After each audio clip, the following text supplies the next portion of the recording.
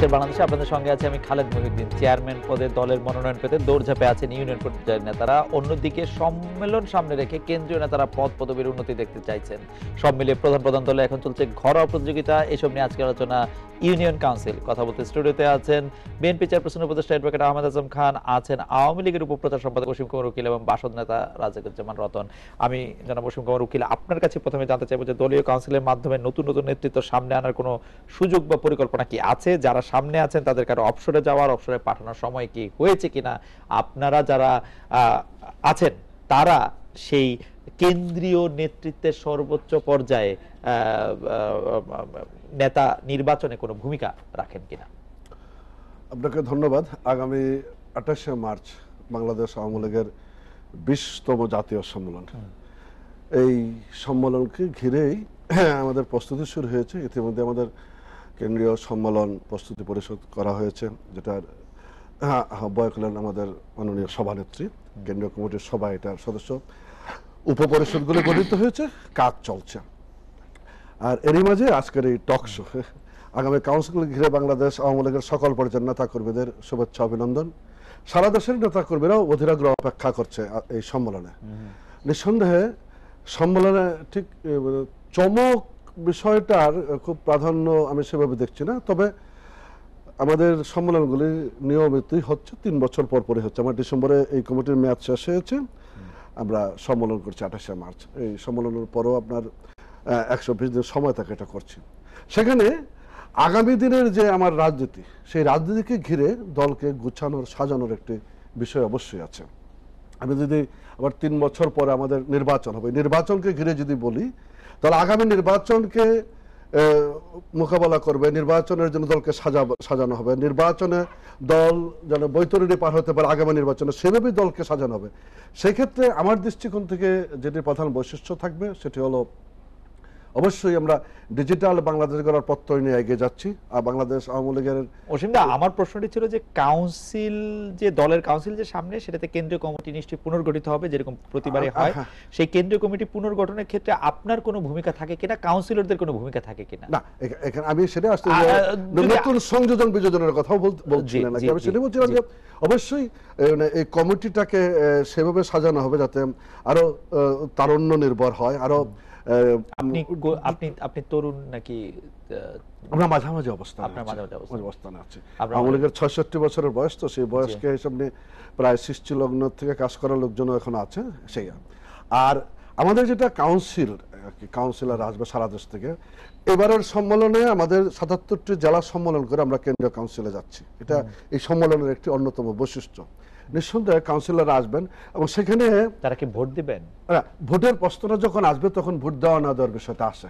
হ্যাঁ, কিন্তু এখানে যদি ধরেন একাধিক প্রার্থী থাকলে তখন ভোটাভুটি, তাও তখন ভোটাভুটি না, আমাদের রাজনৈতিক অঙ্গনে প্রথম হলো আলাপ আলোচনার মাধ্যমে একটি সমঝোতা উপনীত হওয়ার চেষ্টা করা। এটা সকল পর্যায়ে, একদম তৃণমূল থেকে।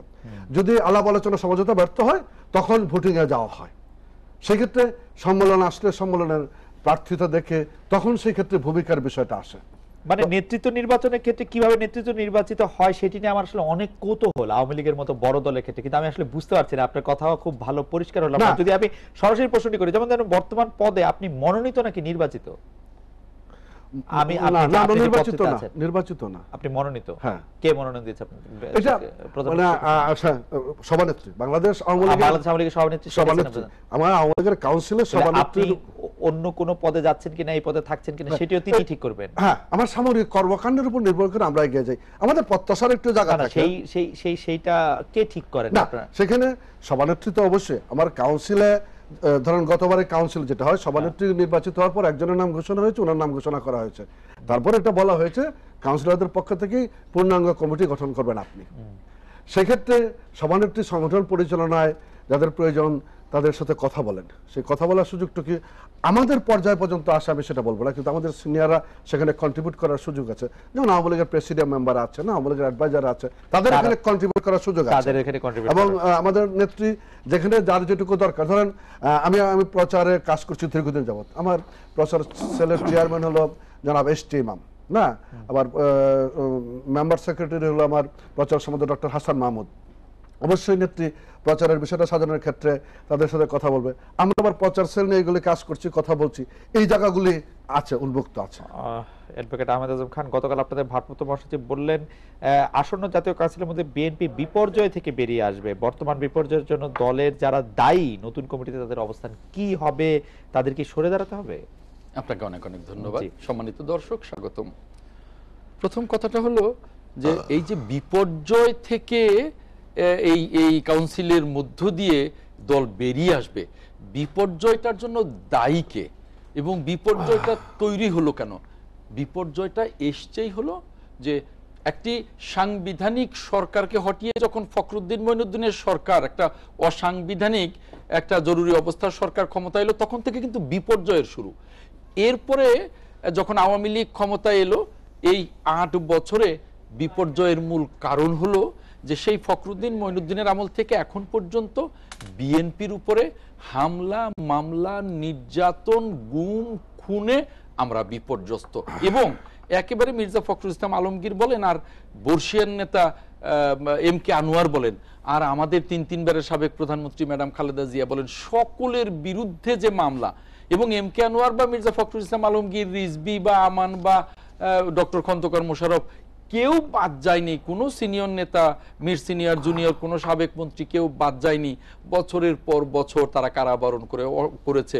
অসংখ্য নেতা গুম হয়ে গেছে, খুন হয়ে গেছে। কাজে বিভিন্ন কারণে আসলে মূলত এই বিপর্যয়ের কারণ, এবং সেই বিপর্যয়ের থেকে আমরা যে উঠে আসছি তাতে আমাদের তৃণমূলের যে কাউন্সিলগুলো হচ্ছে ছোট ছোট ওয়ার্ড পর্যায়ে, ইউনিয়ন পর্যায়ে, উপজেলা পর্যায়ে, তাতে দেখতে পাচ্ছি যে এই বিপর্যয়ের ভেতরেও তাদের ভেতরে যে উৎসাহ, ইউনিয়ন পর্যায়ে না, ওয়ার্ড পর্যায়ের নেতাদের বিরুদ্ধে মামলা হামলা, তারাও কারাগারে, কারাগার থেকে এসেও তাদের মধ্যে যে উৎসাহ। আমি নিজে অসংখ্য তৃণমূলের কাউন্সিলে গিয়েছি, এখনো ওয়ার্ড পর্যায়ের কমিটিতে একাধিক প্রার্থী হয় প্রেসিডেন্ট, সেক্রেটারি। কাজেই সেই দিক থেকেই মির্জা ফখরুল ইসলাম আলমগীর যথাযথভাবেই বলেছেন যে এই কাউন্সিলের মধ্য দিয়ে, অর্থাৎ তৃণমূলের পরেই তো সর্বশেষ পর্যায়ে তো জাতীয় কাউন্সিল, এর মধ্য দিয়েই আমাদের বিপর্যয় থেকে আমরা উঠে আসব। যদি যে বিপর্যয়ের কথা আমরা বলছি বা যে বিপর্যয়ের কথা মির্জা ফখরুল ইসলাম আলমগীর সাহেব বলছেন, সে তার জন্য তো আসলে কেন্দ্রীয় বিএনপির নেতাদের দায়ী করা যাবে না, আপনি কি মনে করেন সেই বিপর্যয়ের জন্য? শুনুন, কেন্দ্রীয় বিএনপির কথাটাই কিন্তু এখানে আসছে না।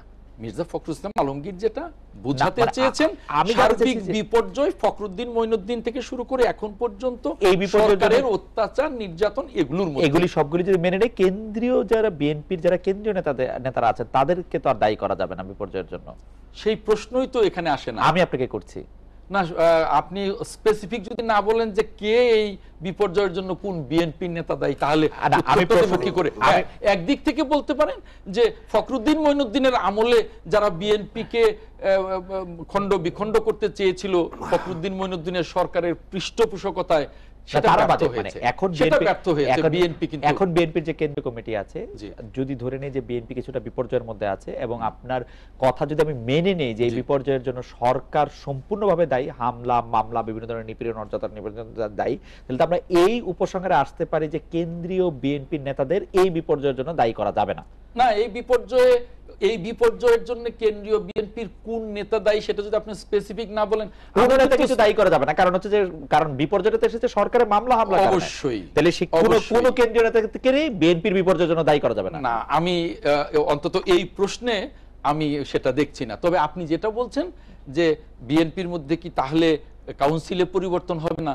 কাউন্সিল মানেই তো পরিবর্তন, কাউন্সিল মানেই তো পুরনোদের বিদায়, নতুনদের আগমন বা নতুন পুরনোর মধ্যে কোনো দায়ী না থাকে, এই পুরো বিপর্যয়ের যদি সরকারই দায়ী হয়, তাহলে আপনারা কেন কাউন্সিল করে যারা যোগ্য, যারা ত্যাগী তাদেরকে আপনারা তাড়িয়ে দেবেন? শুনুন, কাউন্সিল একটা চলমান প্রক্রিয়া। প্রত্যেকটি রাজনৈতিক দলেই কিন্তু একটা নির্দিষ্ট সময়সীমার পরে কাউন্সিল হয়। সেই কাউন্সিলে নতুন পুরাতনের সমন্বয় ঘটে। কেউ কেউ বিদায় নেয় বয়সের কারণে, কেউ কেউ মৃত্যুজনিত কারণে কেউ কেউ চলে যায়, কেউ কেউ হয়তো অন্য কোনো দায়িত্বে চলে যায়। অর্থাৎ এই যে বিবর্তন, এটা শাশ্বত। এটা হবেই, এবং নতুন পুরাতনের সমন্বয়ে যে কাউন্সিলে যে বিবর্তনটা, যে পুনর্গঠনটা হবে, সেই পুনর্গঠন দলকে আরো সমৃদ্ধ করে, দলকে আরো সাফল্যের দিকে নিয়ে যায়। জনাব রাজিকুজ্জামান রতন, কেন্দ্রীয় কাউন্সিল নিয়ে এখন ব্যস্ত আওয়ামী লীগ, বিএনপি, এমনকি কিছু কিছু ক্ষেত্রে জাতীয় পার্টিও। এর মাধ্যমে নতুন নেতৃত্ব না আসায়, গণতন্ত্রের ঘাটতি থাকায় আমরা এই বড় দলগুলির সমালোচনা করি, আপনারাও করে থাকেন, কিন্তু আমরা তো বাম দলগুলির ক্ষেত্রে আসলে কেন্দ্রীয় পর্যায়ে খুব পরিবর্তন আসতে দেখি না। যখন পরিবর্তন আসে তখন সাধারণত একটি নতুন দলই তৈরি হয়। এর কারণ কি আসলে? এখানে দুঃখিত, এটা দুটো জিনিস দেখতে হবে যে নেতৃত্ব বলতে আমরা কি বুঝবো। নেতৃত্ব বলতে বুঝবো নীতির সঙ্গে যিনি একাত্ম, তাকে তো নেতা বলি। আর এই নেতাদেরও আবার নেতা থাকেন, হ্যাঁ, কত বেশি নীতির সঙ্গে একাত্ম হচ্ছেন, সেই নীতির অনুযায়ী দলটাকে পরিচালনা করতে পারছেন এবং নিজের দলের বক্তব্যটাকে জনগণের মধ্যে নিয়ে যেতে পারছেন এবং কর্মীদেরকে রাজনৈতিক শিক্ষায় শিক্ষিত করে তুলতে পারছেন। এক্ষেত্রে দুটো সংগ্রাম থাকে, একটা হলো জনগণের সঙ্গে দলের একটা যেমন তার সম্পর্ক এবং সমন্বয়টা কি, আর দলের অভ্যন্তরে দলের নেতা এবং কর্মীদের মধ্যে সমন্বয় এবং সম্পর্কটা কি, দল কোন শিক্ষাটা জনগণের কাছে নিয়ে যেতে চায় এবং নিজেরা কোন শিক্ষায় শিক্ষিত হতে চায়, এই সমস্ত বিষয়গুলো নিয়েই আসলে দলের একটা কাউন্সিল হয়।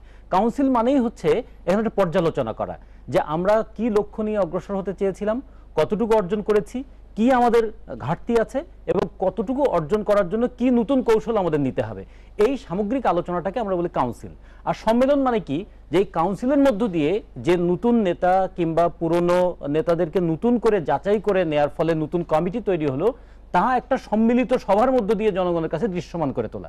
আমরা কাউন্সিল এবং সম্মেলনটাকে এইভাবে আমাদের দলের পক্ষ থেকে আমরা যেমন বিবেচনা করি। সাথে সাথে একটা বলি, প্রতিটি দল মানে কিন্তু কোনো না কোনো শ্রেণীর দল। এখন যদি আমরা ক্ষমতাসীন দলগুলোকে দেখি, তাদের ক্ষমতাকে কেন্দ্র করে তাদের যে বিরোধটা আছে সেটা কিন্তু একই শ্রেণী। এই শোষক শ্রেণীর দলকেই কিভাবে রাষ্ট্র ক্ষমতায় নিয়ে যাওয়া যায়, সেই ক্ষেত্রে দলগুলোর মধ্যে একটা কম্পিটিশন থাকে। আবার বাম দল বলতে যাদেরকে বুঝাই, একসময় যেমন বাম বলা হতো কাদেরকে, যে ফরাসি পার্লামেন্টে যারা সরকারের বিপক্ষে থাকতেন তারা মানে পার্লামেন্ট ভবনের বাম দিকে বসতেন, সেখান থেকে তাদেরকে লেফটিস্ট বলা হতো। এবং 1848 সালে যখন manifesto of the communist party গঠন করা হলো, যখন যারা বিদ্যমান ব্যবস্থাটাকে পাল্টে একটা নতুন ব্যবস্থা আনতে চান, তখন থেকে এই বামপন্থী বলতে বোঝানো হচ্ছে যারা সমাজতন্ত্র চায় কিংবা সমাজ পরিবর্তন চায়, তাদেরকে বামপন্থী বলা হতো। ফরাসি পার্লামেন্টে কিন্তু বামপন্থী বলতে সমাজতন্ত্রীদেরকে বোঝানো হতো, বামপন্থী বলতে যারা সরকারের পলিসির বিরোধিতা করছেন তাদেরকে বামপন্থী বলা হতো। আজকের যুগে বামপন্থী মানে তারা বর্তমান বিদ্যমান ব্যবস্থাটার পরিবর্তন চান। এর অর্থনৈতিক কাঠামোটা কি, অর্থনৈতিক নীতিটা কি, যে পদ্ধতিতে সরকার পরিচালিত হচ্ছে এবং যে পদ্ধতিতে দেশ পরিচালনা হচ্ছে, সেই পদ্ধতিটা জনগণের বেশিরভাগ অংশের জীবনে মুক্তি আনবে কিনা, এই বিতর্কটা আমরা জনগণের মধ্যে করতে চাই, নিজের দলের অভ্যন্তরে করতে চাই। এক্ষেত্রে দুটো প্রশ্ন এসে যায়। যে প্রশ্নটা হলো যে একটা আপনি কথা বলেছেন যে বামপন্থী দলগুলোর কি নেতৃত্ব পরিবর্তন হয় না? হ্যাঁ, বামপন্থী দলগুলোর কিন্তু ক্রমান্বয়ে তার একটা নেতৃত্ব পরিবর্তনের প্রক্রিয়ার মধ্যে আমরা আছি। আবার সাথে সাথে কি নেতৃত্ব পরিবর্তনের সাথে সাথে দল বিভক্তিও হয় না? হ্যাঁ, দল বিভক্তিও হয়।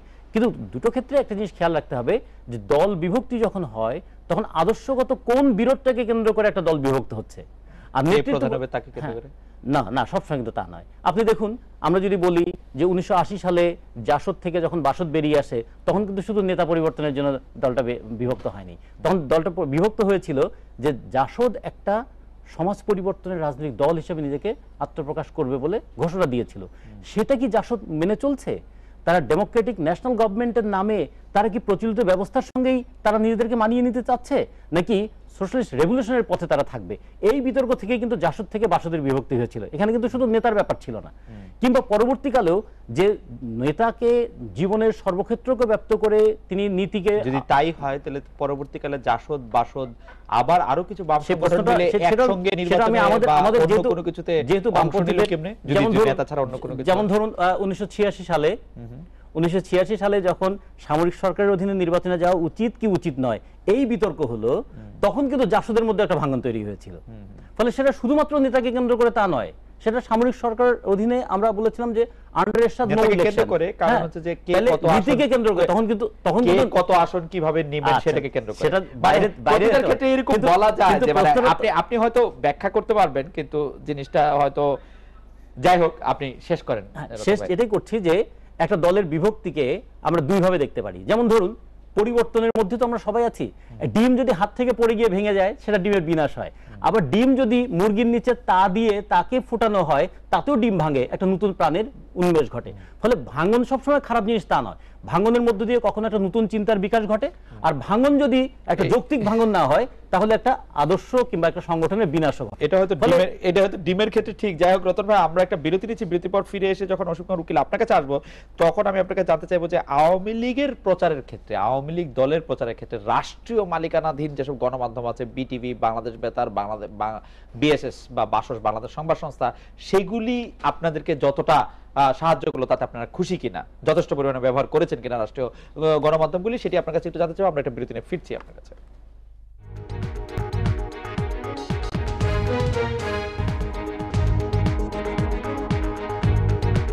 ফিরে এলাম আজকের বাংলাদেশে। অসীম কুমার উকিলের কাছে বিরতির আগে জানতে চাইছিলাম যে আওয়ামী লীগের প্রচারের ক্ষেত্রে সরকারি বা আমি যদি বলি রাষ্ট্রীয় মালিকানাধীন প্রচার যন্ত্রগুলি আপনারা কেমন ব্যবহার করতে পারলেন? সংসদ টিভি, বিটিভি, বাংলাদেশ বেতার, বাংলাদেশ সংবাদ সংস্থা। আপনাকে ধন্যবাদ, একটা গুরুত্বপূর্ণ বিষয়ে এসেছেন। দেখেন, আমরা বাক ব্যক্তি সংবাদপত্রের স্বাধীনতা, মিডিয়ার স্বাধীনতার ক্ষেত্রে আমরা এটা গণতান্ত্রিক নর্মস ভ্যালুজগুলোকে বজায় রাখার চেষ্টা করেছি। হ্যাঁ, আর বাংলাদেশ টেলিভিশনের কথা বলেন, আমরা নিজেরাও স্লোগান দিয়েছি, যেটা গোলাম বিবির বাক্স হয়েছে, এরশাদ বিরোধী আন্দোলনের নেতৃত্ব দিয়েছি। তারপরে টেলিভিশনের সাহিত্য শাসনের বিষয়গুলো আমরা কথা বলেছি। এই জায়গাগুলি তৈরি হয়েছে, তৈরি হয় নাই তা না, কিন্তু সাধারণ মানুষের প্রত্যাশার মান অতিক্রম করতে পেরেছি, মানকে ছুঁতে পেরেছি, আমি তা বলছি না। কেন জায়গা তৈরি হয়েছে, কেমনে বুঝলেন? হ্যাঁ, না এখন আপনি যে সাহেব বিবি গোলামের বাক্স যেটাকে বলেছেন, যে সময় এটার নেতৃত্ব দিয়েছেন, সেই একটা কথা আপনি বললেন বলে আমাদের সবার নেতা ছিলেন আপনি, এখন কি পরিবর্তন দেখেন বিটিভিতে তার থেকে? না, সরকারি প্রচারগুলি ঠিক আছে, বিরোধী দলের বিএনপির প্রচার করছে আমি তা বলছি না, কিন্তু ইতিহাসটা, বিকৃত ইতিহাস প্রচার করা হচ্ছে না। আপনার অন্যান্য যে মাধ্যমগুলি আছে, এটা টেলিভিশন, এটা বিটিভির টক শো বলেন বা বিনোদন অনুষ্ঠানগুলিও বলেন নাকি না, সেই সমস্ত ক্ষেত্রে মান উন্নত হয়েছে, কিন্তু খুন হচ্ছে পাল্টে যেটা সাজানো হবে, সেই জায়গাটা আমরা বিটিভি বা সরকারি মিডিয়াতে সেই জায়গাটা এখন আসেনি। কিন্তু আমাদের এই উদ্যোগটা অব্যাহত আছে, স্টেপ বাই স্টেপ আগানোর চেষ্টা করছি। আমাদের কাউন্টার পার্টটা আমরা যখন মিছিল করেছি, তখন বিটিভি একমাত্র টেলিভিশন ছিল। আজকে যতগুলি প্রচার মাধ্যম হয়েছে, বাংলাদেশ টেলিভিশন না দেখলেও অন্যান্য টেলিভিশন দেখে সমস্ত জায়গাগুলি কভার করা যায়। হ্যাঁ, একটা জায়গায় আটকে নেই, তখন আমরা একটা জায়গায় আটকে ছিলাম। আমরা আপনাদের কেমনে, আমরা তো বেসরকারি টেলিভিশনগুলি তখন সরকারের গুণগানি করে সারাক্ষণ, না সেটি ভিন্ন টমক খায়, আমি সারাক্ষণ সরকারের না, গুণগান করি। ওই জিনিস নাই। আগে রাত্র 10টার সময় টেলিফোন আসতো, কি হলো, পত্রিকার হেডিংটা কি হচ্ছে, এই জায়গাগুলি তখন নাই সেখানে। তারপরে যদি আপনারা বলেন এগুলি নিয়ে আলোচনা করা যাবে, আমরা we are very much with you. আমরা এগুলি হস্তক্ষেপের পক্ষে না। যে সমস্ত আলোচনা হচ্ছে টক শোতে, যত আলোচনা করছি বা আপনি যেভাবে টক শো চালাচ্ছেন, তারপরে যদি আপনি বলেন যে আপনার উপরে টেলিফোনের হুমকি আছে, আমি টেলিফোনের হুমকির কথা বলছি না। টেলিফোনের হুমকি দেয়া মানে টেলিফোনের হুমকির চেয়ে নিশ্চয়ই আরো অত্যাধুনিক সুবিধা বের হয়েছে, সেটাও থাকতে পারে। কিন্তু এখন যে জিনিসটা আছে, দায় দায়িত্ব নিয়ে কথা বলতে হবে। আপনি বললেন যে আপনি 111-এর পরে একটা নিউজ ছাপিয়ে দিয়েছিলেন একটা এজেন্সির, এটা বিষয়টা দুঃখ প্রকাশ করলি বিষয়টা ফয়সালা হয়ে গেল, এটা তো হয় না। আপনারা ওই দুঃখ প্রকাশের মাধ্যমে প্রথম আপনারা জানতে পারলেন যে এটা আসলে উনি করেছে, ছাপিয়েছিলেন, তার আগে আপনারা জানতে পারেন না? উনি বলার পরে আপনারা জানতে পেরেছেন? না, আমরা জানবো না কেন, জাতি জেনেছে। কিন্তু এখন হঠাৎ করে আপনাদের কি হলো যে ওটা? না, এটা সমগ্র জাতি জেনেছে। আগে তো বললে আপনি তো আওয়ামী লীগ বলবেন না, এখন এই কথাটা বলার জায়গাটাকে পাচ্ছে না। কিন্তু আপনি একজন মিডিয়ার কর্মী হিসেবে চিন্তা করেন এই বিষয়গুলি। পত্রিকার কাছ থেকে যখন মানুষ, মানে গ্রামের মানুষ এখনো বলে যে এটা ছাপার অক্ষরে লেখছে, এটা কি ভুল লেখছে, ছাপার অক্ষরে লেখাটা তো বিশ্বাস করে, সেই বিশ্বাসের জায়গা থেকে এটি প্রথম শ্রেণীর পত্রিকা সে যখন এই নিউজটা করে, এবং সোর্সটা কিন্তু উল্লেখ করে নাই। আপনার আমেরিকাতেও কিন্তু সোর্সটা লিখে দেয়। র্যাবের বন্দুক যুদ্ধের যেসব খবর আমরা ছাপি, সেগুলি কি সোর্স থাকে? না, এটা ধরা দরকার, র্যাব ছাড়া সোর্সগুলো ধরা দরকার। সেখানে র্যাব সোর্স হিসেবে কাজ করতেছে, তারা নিজেরা বলতেছে। আমি বলতেছি যে এই আলোচনাগুলি কেন আনছি যে এই জায়গাগুলিতে মোকাবেলা করা দরকার সবাই সবার জন্য। আমার মনে হয় সেই জায়গায় সংবাদপত্রের ভূমিকাটা খুব উল্লেখযোগ্য। তবে আপনি মনে করছেন যে সংবাদপত্রের স্বাধীনতা আপনারাও চান যে সংবাদপত্রের স্বাধীনতা নিশ্চিত হোক, আমরা সবসময় গণমাধ্যমের স্বাধীনতা নিশ্চিত হোক, সেই ব্যাপারে আপনারা সিরিয়াস? এই বিকাশে আমাদের কন্ট্রিবিউশন আছে, আমরা অনেক কন্ট্রিবিউশন আছে যে আপনাদের অনেকগুলি টেলিভিশন আপনাদের সামনে। আপনারা মানে ওএস বোর্ড থেকে শুরু করে আপনারা যে মিডিয়া কর্মী হয়েছেন সারা বাংলাদেশটা, ঢাকা শহরেই ভলিউমটা চিন্তা করেন, ভলিউমটা একত্রিত হয়ে আপনাদের মেহেরবানি। আমরা এই জায়গাগুলোতে উন্মুক্ত থেকেছি। নালে দুইটা খাইতে পড়তে হয়। কাউন্টার পার্ট যেটা আছে আর কি না, বিএনপির আমলে যদি জিজ্ঞেস করা যায় কয়টা টেলিভিশন দেওয়া হয়েছে, কি অবস্থা, মানে উনি যেগুলো কিছু কথা বলেছিলেন নাকি, তাহলে আমরা একটু পরে আসি যে হত্যা গুম খুনের ব্যাপারে আসলে অ্যাডভোকেট আজম বলেছেন, কিন্তু আমরা অ্যাডভোকেট আজম খানকে একটু জানতে চাই যে গত কয়েক বছরে বারবার আলটিমেটাম নিয়ে তৃণমূলের বেশিরভাগ কমিটি পুনর্গঠিত করা যায়নি কেন? দল গঠনের ক্ষেত্রে আপনাদের ঘোষণা মাঠে বাস্তবায়ন করা যাচ্ছে না কেন? এদিক থেকে একেবারে সুস্পষ্টভাবেই বলা যায় যে এই যে গত 9 বছর আমাদের উপরে যে নির্যাতনের স্টিম রোলার, এই 9 বছরের স্টিম রোলারে একেবারে ওয়ার্ড পর্যায় থেকে শুরু করে কেন্দ্রীয় পর্যায় পর্যন্ত সকল শ্রেণীর নেতাকর্মীরা কিন্তু পর্যদস্ত, যে কারণে বারবারই আমরা চেষ্টা করে যেমনি কেন্দ্রীয় কাউন্সিল করতে পারিনি, তেমনি জেলায় দাঁড়াতে পারিনি, উপজেলায় দাঁড়াতে পারিনি, ইউনিয়ন ওয়ার্ড পর্যন্ত, তারপরেও কিন্তু চলমান, এটা কিন্তু চলছে। সব দায় কি হচ্ছে হামলা মামলা নিপীড়নের উপরে দেবেন? হ্যাঁ, তারপরেও কিন্তু চলছে, তারপরেও কিন্তু এই যে কিন্তু বিএনপির যখন আমল ছিল তখনও কম হয়নি, আপনার নিশ্চয়ই মনে থাকবে। এই তুলনায় সেটাকে কাউন্ট করবার মতোই অবস্থা ছিল না। যেমন আমার দাদা বললেন যে সরকারি প্রচার মাধ্যম সাহেব বিবির গোলাম বাক্স, সেখান থেকে কিন্তু একটু আমরা বেরিয়ে আসিনি। তারপরে আপনি যেটা বললেন যে প্রাইভেট চ্যানেল অনেক হয়েছে, দাদাও বললেন যে এটা তো একটা বিশাল ইন্ডাস্ট্রি হয়েছে, বিশাল ইন্ডাস্ট্রি হয়েছে। সকল মালিকানা হলো মূলত যারা আওয়ামী ঘরানার, এবং এখানে আওয়ামী ঘরানার বাইরে যে ভিন্ন মত আছে, গণতন্ত্রে তো ভিন্ন মতকে অবশ্যই সম্মান দেখাতে হবে, সহ্য করতে হবে। ভিন্ন মত যেগুলো আছে সব কিন্তু বন্ধ করে দেওয়া হয়েছে, আমার দেশ বন্ধ করে দেওয়া হয়েছে। যেমন এনটিভি মোসাদ্দেক আলী ফালুর, ওটা চলছে না। না না না, মোসাদ্দেক আলী ফালুর এনটিভি চলছে, কিন্তু সেখানে ভিন্ন মতের কোনো সুযোগ নাই। যদি থাকে বাংলা ভিশনে আজকে একটা ভিন্ন মত থাকলেই ওই ইসলামী টিভির মতো বন্ধ হয়ে যাবে, আপনি চ্যানেল 1 এর মতো বন্ধ হয়ে যাবে, ওই আমার দেশের মতো বন্ধ হয়ে যাবে। ইন্ডিপেন্ডেন্ট টেলিভিশনে বসে কথা বলছেন, আপনাকে কথা বলার ক্ষেত্রে কি আপনার কোনো মানে আপনার কোনো আমার কোনো অসুবিধা হচ্ছে না, 71 টেলিভিশনে আমার অসুবিধা হচ্ছে না, কিন্তু না, কিন্তু এই কথাটা ঠিক যে আমি বেগম জিয়া তার আমি এই ব্যাপারটা একটু বেগম জিয়া তার ইয়েতে বলছেন যে টক শোতে সরকারের পক্ষ থেকে একটি তালিকা দিয়ে দেওয়া হয়, সেই তালিকা অনুসারে লোক দেওয়া হয়। আপনার কাছে কি মনে হয় আপনি সরকারি তালিকার জেরে আপনি এসেছেন?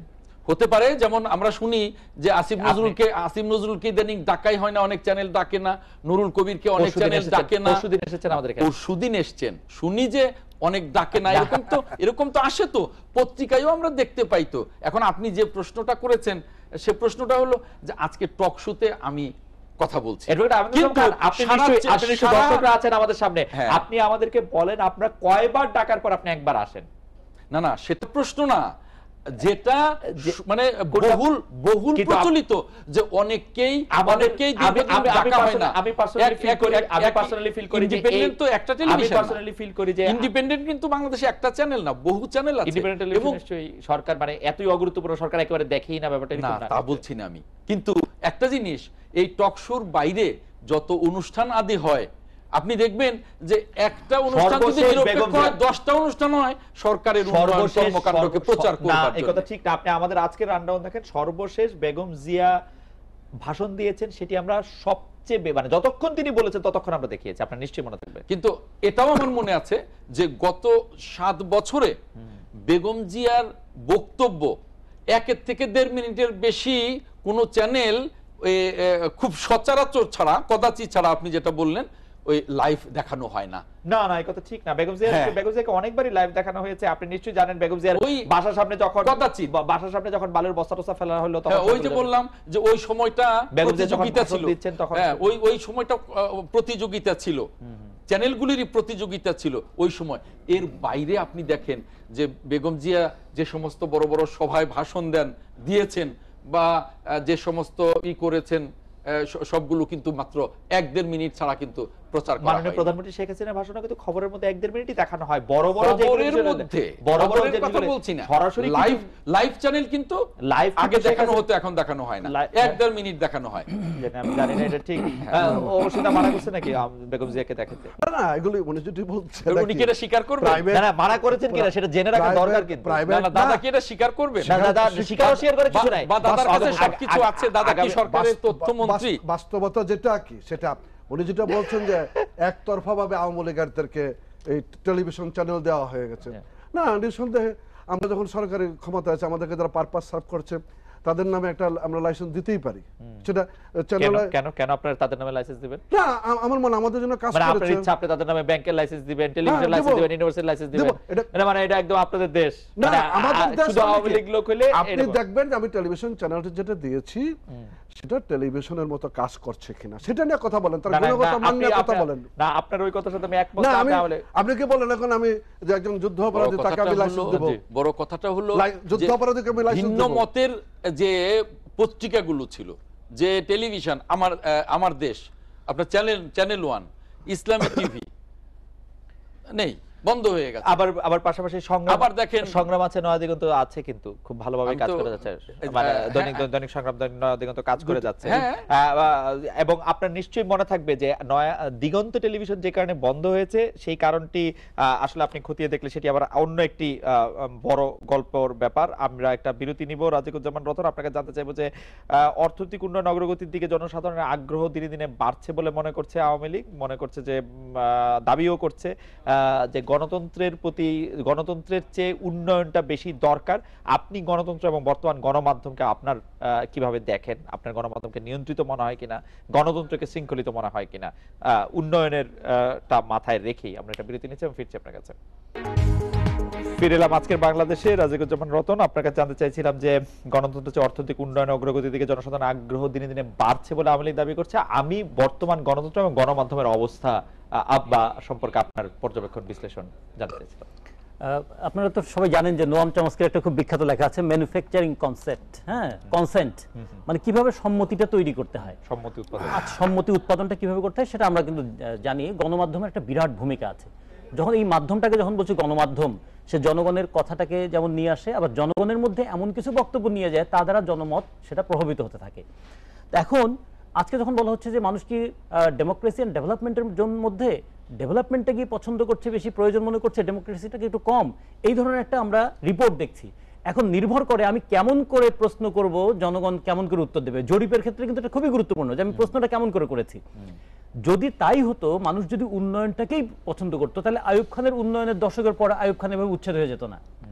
কিংবা ব্রিটিশরাও আমাদের এখানে রেল লাইন সহ কত উন্নয়ন করেছে, তাহলে ব্রিটিশরা এখান থেকে যাওয়ার আতঙ্কে ভুগতো না। কিংবা বর্তমান ক্ষমতাসীন সরকারও তারাও কিন্তু অনেক উন্নয়নের কথা বলছে, তারপরে প্রতি মুহূর্তে ক্ষমতা হারানোর আতঙ্কে থাকতো না। তাহলে এটা খেয়াল রাখতে হবে যে উন্নয়নের সঙ্গে যদি গণতন্ত্র যুক্ত না হয়, সেই উন্নয়ন যেমন বেশিরভাগ মানুষের জীবনে তার প্রতিফলন ঘটে না, ঠিক তেমনি ভাবে শাসক গোষ্ঠীকেও প্রতি মুহূর্তে একটা ডেমোক্রেসির পরিবর্তে একটা ডিক্টেটর চালানোর একটা মানসিক জগৎ তাদের মধ্যে তৈরি হয়ে যায়। যেটা অমর্ত্য সেন বলেছেন যে ডিবেট, ডিসকাশন, ডিসিশন এগুলো মিলেই তো ডেমোক্রেসিটা অপারেট করবে, এবং এই ডেমোক্রেসি না থাকলে আবার ডেভেলপমেন্টটাকে সুষ্ঠুভাবে নিয়ে যাওয়া যাবে না। ডেমোক্রেসি এবং ডেভেলপমেন্ট, গণতন্ত্র এবং উন্নয়ন হাত ধরাধরি করে যদি না চলে, শুধু উন্নয়নের নাম করে, আজকে দেখুন ফ্লাইওভারের উন্নয়ন হচ্ছে, আজকে যদি বলি আমরা যদি বলি 4 লেনের সড়কের উন্নয়ন হচ্ছে। এখন কেউ যদি প্রশ্নটা করে, আচ্ছা 4 লেন একটা সড়ক তৈরি করতে ইউরোপে যদি প্রতি কিলোমিটারে খরচ হয় 29 কোটি টাকা, ভারতে যদি হয় 10 কোটি টাকা, চীনে যদি হয় 13 কোটি টাকা, বাংলাদেশে কেন সেটা 59 কোটি টাকা হবে? এই প্রশ্নটা করার মতন একটা জায়গা তো মানুষের মধ্যে তৈরি করে দিতে হবে। তাহলে তখনই কিন্তু ডেমোক্রেসির সঙ্গে অ্যাকাউন্টেবিলিটিটা খুবই যুক্ত। আমরা যখন অধিকারের কথা বলি তখন দুই ধরনের অধিকারের কথা আসে। একটা হলো মানুষের মৌলিক অধিকার, অন্ন, বস্ত্র, বাসস্থান, শিক্ষা, চিকিৎসা, এগুলোকে যদি মৌলিক অধিকার বলি। আর একটা হচ্ছে গণতান্ত্রিক অধিকার, তার বাক, ব্যক্তি, সংবাদপত্র স্বাধীনতা, তার ভোট পছন্দ অনুযায়ী নেতা নির্বাচন করার স্বাধীনতা।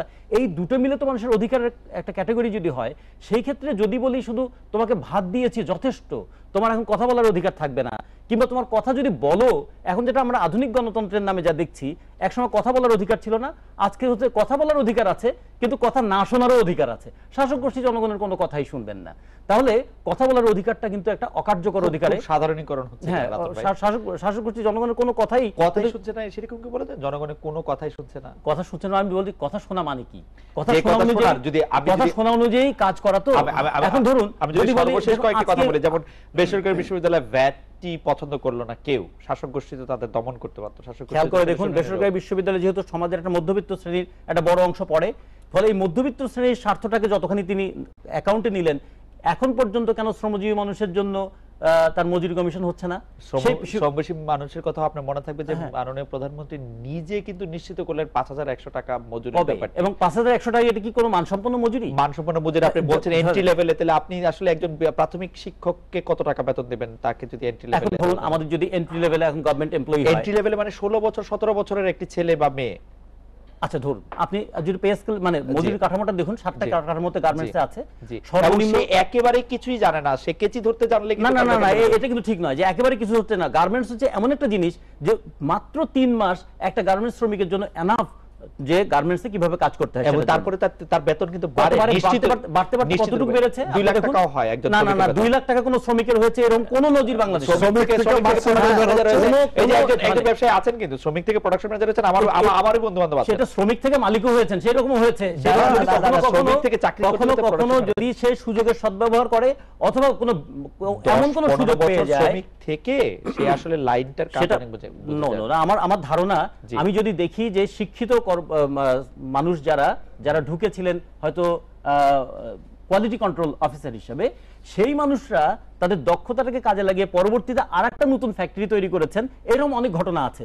কিন্তু শ্রমিক হিসেবে ঢুকেছে তারপরে 2 লক্ষ টাকা বেতন হয়েছে, এরকম ঘটনা কিন্তু আমার মনে হয় খুবই এটা খুবই মানে আমি যেটা বলছিলাম যে কথাটা যে মানুষ উন্নয়ন চায়, তার সঙ্গে সঙ্গে সে তার গণতান্ত্রিক অধিকারও চায়।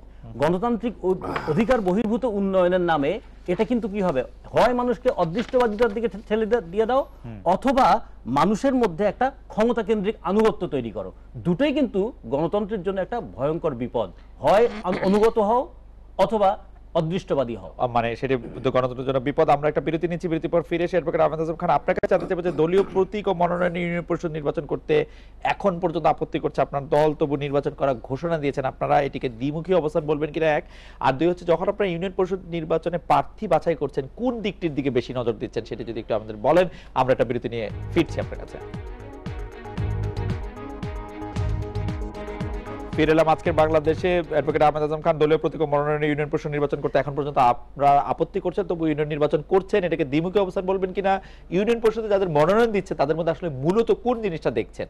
প্রথম কথাটা হলো যে আমরা কিন্তু সংসদ নির্বাচনের পরে ঘোষণা দিয়েছি যে আমরা প্রত্যেকটি স্থানীয় সরকার নির্বাচনেই যাব, এবং প্রত্যেকটি স্থানীয় নির্বাচন যে স্থানীয় সরকার নির্বাচন যেমন উপজেলার তৃতীয় ধাপ থেকে ষষ্ঠ ধাপ পর্যন্ত, যেমন 3 সিটি কর্পোরেশন নির্বাচন, যেমন পৌর নির্বাচন, আমরা প্রত্যেকটা নির্বাচনে বলেছিলাম যে সহিংসতা করে সিল মেরে সরকার রায় ছিনিয়ে নেবে, এবং তাই নিয়েছেও, আমরা জানি নিয়েছে, তারপরেও কিন্তু আমরা প্রত্যেকটা নির্বাচনে গিয়েছি গণতন্ত্রের স্বার্থে এবং এই সরকারের চরিত্রকে জনগণ এবং বিশ্ববাসীর সামনে উন্মোচন করবার স্বার্থে। এবারও আমরা বলেছি যে এই যে স্থানীয় সরকার নির্বাচন, এই স্থানীয় সরকার নির্বাচনে একেবারে বাংলাদেশের সকল মানুষ ইনভলভ থাকে। এই এত বড় একটা নির্বাচন দলীয় ব্যানারে হবে, যখন নির্বাচনে যান তখন সেটা গণতন্ত্রের স্বার্থে, যখন নির্বাচন প্রতিহত করেন তখন সেটাও গণতন্ত্রের স্বার্থে, মানে আপনারা যেটাই করেন সেটাই গণতন্ত্রের স্বার্থে। কারণ বাংলাদেশের মানুষ চায় নাই 5 জানুয়ারি 2014 সালে এইভাবে একটি একক নির্বাচন আওয়ামী লীগ করুক এবং জনমতের বাইরে একটি সরকার গঠন করুক, এটা জনগণ চায় নাই, এবং আমরা জনগণের স্বার্থেই বলেছিলাম যে এই নির্বাচন আমরা বর্জন করছি। এবং তাই আপনারা কিভাবে বুঝতে পারেন? এই যে বুঝতে পারি এইরকমই যে 154 সিটে সরকার নির্বাচন করতে সাহস পায় নাই, বাকি 146 সিটে আপনাদের টেলিভিশন সহ সকল টেলিভিশনে দেখা গেছে কুকুর বিড়াল ঘুরেছে, মানুষ ছিল। কারণ আপনারা প্রতিহতের ঘোষণা দিয়েছিলেন, নির্বাচনী কর্মকর্তা একজন মারা গেছে এর আগে, স্কুল ঢাকা শহরের একটা কেন্দ্রেও কোনো ধরনের কোনো ছিল না থাকলে কে যেতে চায়, তারপরেও কিন্তু মানুষ যায় নাই, অর্থাৎ ভোট না দেওয়ার নীরব বিপ্লব করে ঘটেছে, এটা পরের দিন পত্রপত্রিকায় এসেছে। তো আমি এই আলোচনায় আসি, সেটা হলো যে আমরা জানি যে এই সম্পূর্ণ নিজের স্বার্থ হাসিলের জন্য, অর্থাৎ আসনগুলো নেবার জন্য স্থানীয় সরকারে দলীয় প্রতীক ব্যবহার করছে আওয়ামী লীগ। আমরা জেনেও আমরা পৌরসভা নির্বাচনেও গিয়েছি এবং ইউনিয়ন পরিষদের নির্বাচনেও যাব, এটা আমাদের ডাবল স্ট্যান্ডার্ড না, আমরা গণতন্ত্রের স্বার্থে।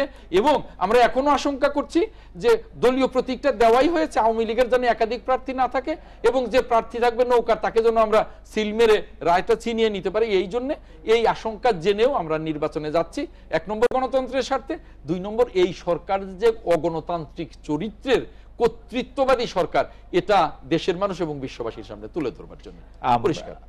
জনাব অসীম কুমার উকিল, আপনার কাছে জানতে চাইবো যে 14 দলীয় জোটের এক মানববন্ধন থেকে বলা হয়েছে বিএনপি আগামীতেও কোনো নির্বাচনে জয়ী হতে পারবে না। নির্বাচনের দরকার কি তাহলে? মানে আপনি যখন এতটা শিওর যে বিএনপি আগামীতেও কোনো নির্বাচনে জয়ী হতে পারে না, প্রথম কথা হচ্ছে আপনিও এটি মনে করেন কিনা? এটা আসলে মানে কি জন্য বলেছে, কি উদ্দেশ্যে বলেছে, প্রেক্ষাপটটা একটা বোঝার বিষয় আছে। আপনার এই কথাগুলি আছে আর কি। আমি কোট করব, মোহাম্মদ নাসিম বলছেন বিএনপি নেতাদের উদ্দেশ্য করে, আপনারা পাকিস্তান প্রেম বন্ধ করুন, আপনাদের নির্বাচনে পরাজিত করেছি, ভবিষ্যতে কোনো নির্বাচন আপনারা জয়ী হতে পারবেন না, 2019 সালের নির্বাচনে আসুন, দেখি কে জয়ী হয়, ভবিষ্যতেও কোনো নির্বাচন আপনারা জয়ী হতে পারবেন না। এটি একটি গণতান্ত্রিক সরকারের একজন মন্ত্রীর, যিনি আবার 14 দলের মুখপাত্র, তার কথা বলে মনে হয় কেমন জানি একটু স্বৈরাচারী সরকারের দলীয় নেতাকর্মীদের মন্ত্রীদের কথা মনে করে দেয়, দলীয় নেতাকর্মীদের উদ্বুদ্ধ করে সংঘবদ্ধ এখানে সামনের দিকে এগিয়ে যাওয়ার প্রেক্ষাপটে এই কথাগুলি বলা হয়েছে। উদ্বুদ্ধ হয় না আসলে, আপনারা উদ্বুদ্ধ হন, আমি দলীয় কর্মী হলে কিন্তু উদ্বুদ্ধ হতাম না। কর্মীদের মানে কর্মীরা কোন দরকার কি নির্বাচনে জয় হবে, কর্মীদের কোন পর্যায়ে সেগুলো কোন পর্যায়ে আমি উদ্বুদ্ধ হতাম না। আচ্ছা আচ্ছা, সেই উদ্বুদ্ধ করার বিষয়টা থাকে, সেগুলিও না মানে যখন এই যে কথা বলে আর কি, মানে আজম ভাই এই বিষয়গুলি দায়িত্ব নিয়ে কথা বলতে হবে। বাংলাদেশের গণতান্ত্রিক ব্যবস্থার, গণতান্ত্রিক কাঠামোতে, রাষ্ট্রীয় কাঠামোতে যে সমস্ত ত্রুটি আছে, দুর্বলতা আছে না, সেটা দায়িত্ব নিয়ে কথা বলতে হবে। আমরা কতদিন দেশ পরিচালনা করেছি, আপনারা কতদিন দেশ পরিচালনা করেছেন। 75-এর 15 আগস্ট জাতির জনক বঙ্গবন্ধুকে সপরিবারে হত্যার মধ্যে দিয়ে ক্ষমতায় আসা, রাতের আধারে না ক্ষমতায় আসে, লুটপাটের ভাগ বটরা দিয়ে ক্ষমতার উচ্ছিষ্ট দিয়ে দল গঠন করা, সেই দল গঠন করে এগিয়ে যাওয়া।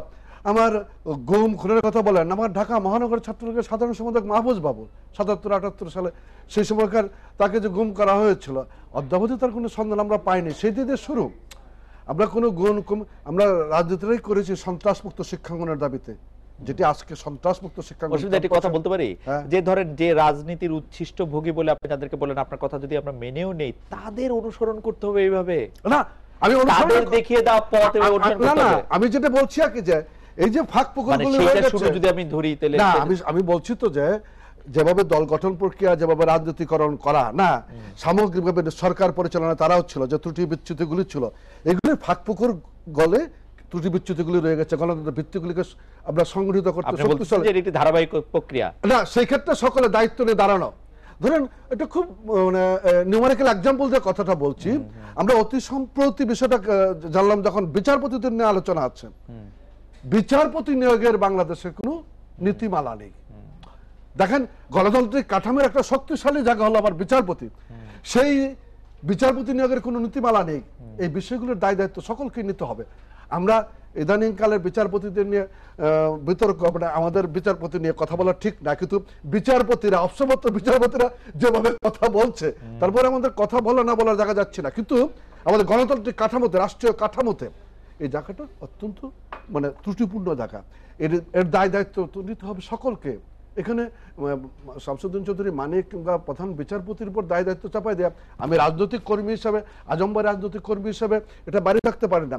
আমি বলছি এই ধারাবাহিকতায় আমরা আমি আগের প্রশ্নতে ফিরে আসি, যে বিএনপি আগামীতেও কোন নির্বাচনে জয়ী হতে পারবে না, এটির সাথে আপনি একমত কিনা? বিএনপি আগামীতেও কোন নির্বাচনে জয়ী হতে পারবে? হ্যাঁ, মানে বিএনপির মানে বর্তমান কার্যক্রম এটা প্রমাণ করে যে বিজয়ী হতে পারবে না। আপনি মনে করেন যে বিএনপি জয়ী হতে পারবে? এইভাবে যদি চলে আবার মানে আওয়ামী লীগ হয়ে গেলে পারবে বিএনপি না, আপনার যুদ্ধ অপরাধী নিয়ে চলবেন, আপনি কি করে? আচ্ছা, ওই সব বেসিক বিষয়গুলো সলিউশন করতে হবে। আমার মনে হয় যে রতন ভাইয়ের কাছে একটু সময় নেব। আমাদের 20 সেকেন্ড যদি বলেন। প্রথম কথা হলো যে এই মোহাম্মদ নাসিমের বক্তব্যেই প্রমাণ করে যে তারা রায়কে ছিনিয়ে নেয়, না হলে জনগণ কাকে ভোট দিবে সে জানে কি করে।